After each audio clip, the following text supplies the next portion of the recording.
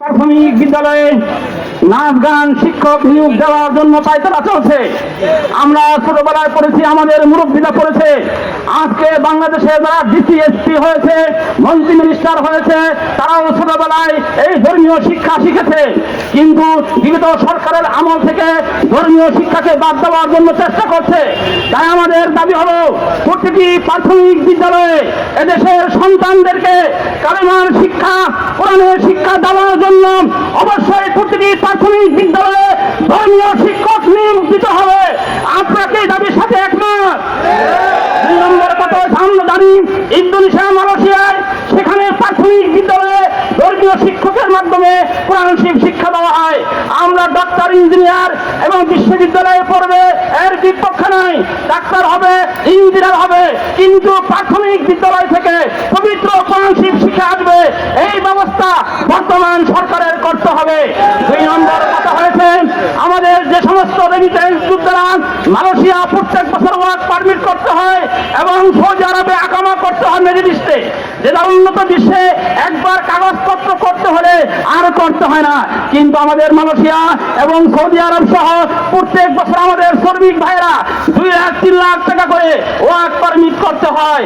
আমি বর্তমান সরকারের কাছে আবেদন করব, পার্লামেন্টে আপনারা অনেক কিছু নিয়ে আলোচনা করতেছেন, কিন্তু এই শ্রমিকদের ব্যাপারে যারা পায়ের দাম মাথায় ফেলে এদেশের মানুষের জন্য মেহনত করতেছে, লক্ষ কোটি টাকা রিমিটেন্স বাংলাদেশে পাঠাইতেছে, তাদের বিরুদ্ধে তারা যে সমস্ত কষ্টে আছে এগুলি তুলে ধরুন।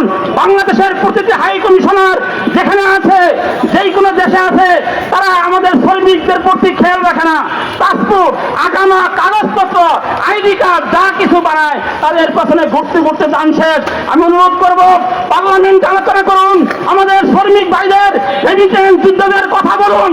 পার্লামেন্টে আপনারা অনেক কিছু নিয়ে আলোচনা করেন, নারী নিয়ে আলোচনা করেন, ফাইজলামি করেন, অনেক দুষ্টামি করেন, এত রসিকতা দরকার নাই। জনগণের জন্য কান্দুন, দেশের জন্য কান্দুন। 3 নম্বর কথা হয়েছে, আমাদের যে কমি মাদ্রাসা রয়েছে, লক্ষ লক্ষ ছাত্র শিক্ষক, এই কমি মাদ্রাসার জন্য বাজেট বরাদ্দ করতে হবে। 4 নম্বর দাবি হয়েছে, আজকে নতুন নয়, 100 বছর ধরে নবী রসুলদের বিরুদ্ধে কটূক্তি করা হয়। এই সাহস কারা পায়? যারা বাইতুল মুকাররমের খতিব নিয়ে যারা সমালোচনা করে, যারা আল্লামা মামুনুল হক নিয়ে পার্লামেন্টে সমালোচনা করে, যারা শাইখে চরমনাইকে নিয়ে সমালোচনা করে, এই সমস্ত কুলাঙ্গাররাই আস্তে আস্তে সাহস পায়, তখন তারা নবীর বিরুদ্ধে, কোরআনের বিরুদ্ধে, ইসলামের বিরুদ্ধে এরা কটূক্তি আরম্ভ করে। তাই অনতি বিলম্বে আপনারা পার্লামেন্টে এই সমস্ত লোকদের ব্যাপারে আলোচনা করুন, রাষ্ট্রীয় আইন পাশ করুন, সর্বোচ্চ শাস্তি মৃত্যুদণ্ড এটা কার্যকর করতে হবে। আর একটি কথা বলবো, এই মন্দির 81 ফিট মন্দির আপনারা স্থগিত করেছেন কার্যক্রম। আপনারা তো শেখ হাসিনার আমলে এই মন্দির বানান নাই, আপনারা 15 বছর ধরে মন্দির বানান নাই।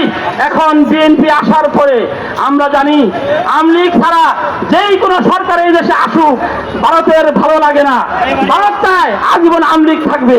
কিন্তু এখন এই সরকার আসার পরে নতুন করে আপনারা মন্দির বানান, অবমাননা করেন, মিছিল করেন, এগুলি বন্ধ করতে হবে।